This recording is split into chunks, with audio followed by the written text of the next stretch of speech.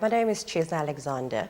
Welcome to Open Studio. Today our topic is National Osteoarthritis Awareness Day. In studio with us today is Mike Boddy. Hi Mike, thank you so much for taking the time to be here today. Hi, thank you for having me on your show. Tell us, me and the viewers, what is osteoarthritis? Okay, osteoarthritis is a form of arthritis. One has got to remember, you often hear the term arthritis. Yes. And many people use it as a diagnosis. They say, I've got arthritis. Yeah. One must remember that there are over 150 different kinds of arthritis. Wow. And the most prevalent form of arthritis is osteoarthritis, which is a form of wear and tear arthritis. It's commonly known as a wear and tear arthritis. Whereas a lot of the other varieties of arthritis are what they call autoimmune diseases.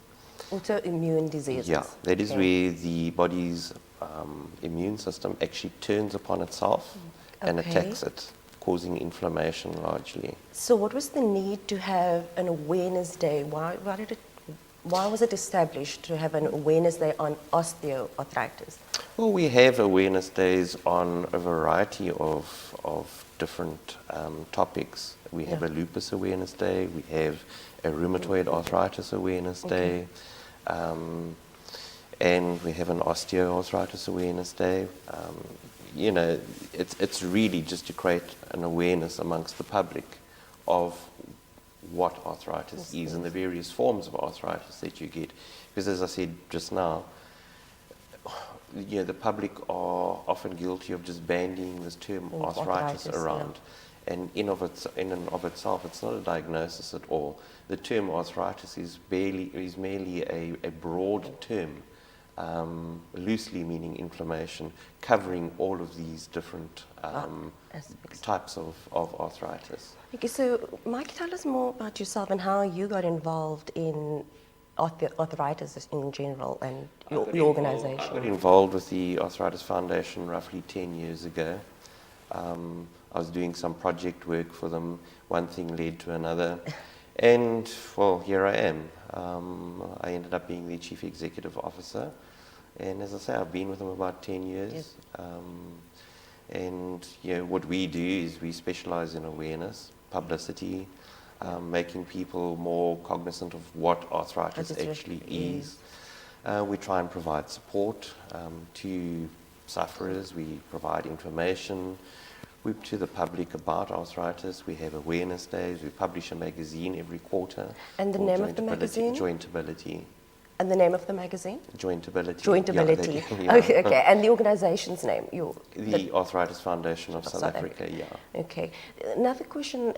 You mentioned that some of the arthritis out there is where your body turns on itself.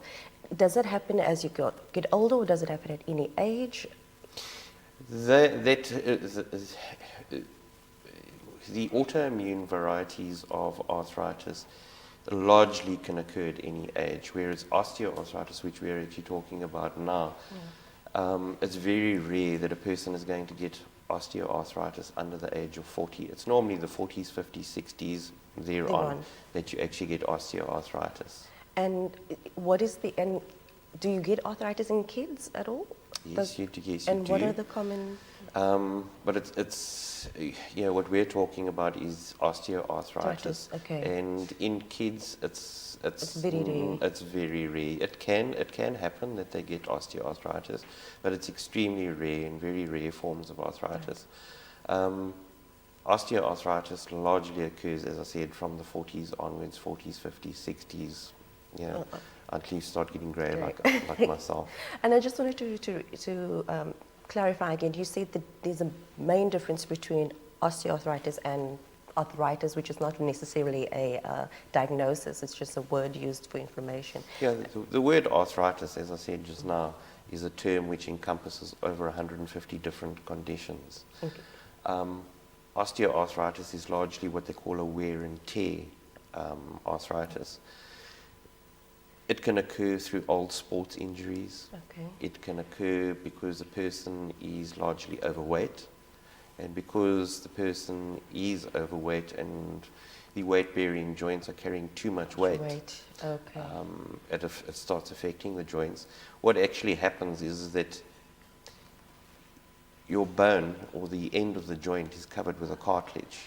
Okay. This cartilage over a period of time gets pitted, it gets eroded, and sometimes becomes so brittle it tears. And over a long period of time, the joints, the ends of the joint actually meet. There's no cartilage or there's no synovium between the two. The bones actually start touching and it causes a lot of pain.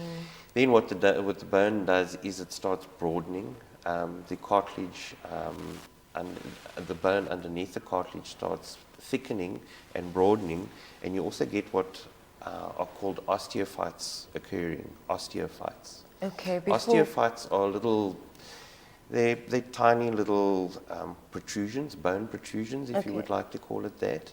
And that's why often when you look at a person that has osteoarthritis, you'll find they've got rather knobbly joints. Okay.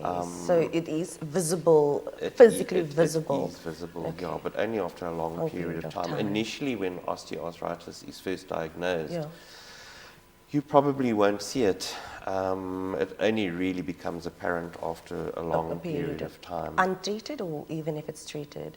Well, it can be treated. Well, the unfortunate thing with osteoarthritis is there are three forms of treatment for osteoarthritis. Before we continue with the treatments, we just need to go to a break, and when we get back, we can continue with the treatments. Thank you for joining us in this segment. Following on after the break, we'll discuss the 3 treatments that is possible for osteoarthritis.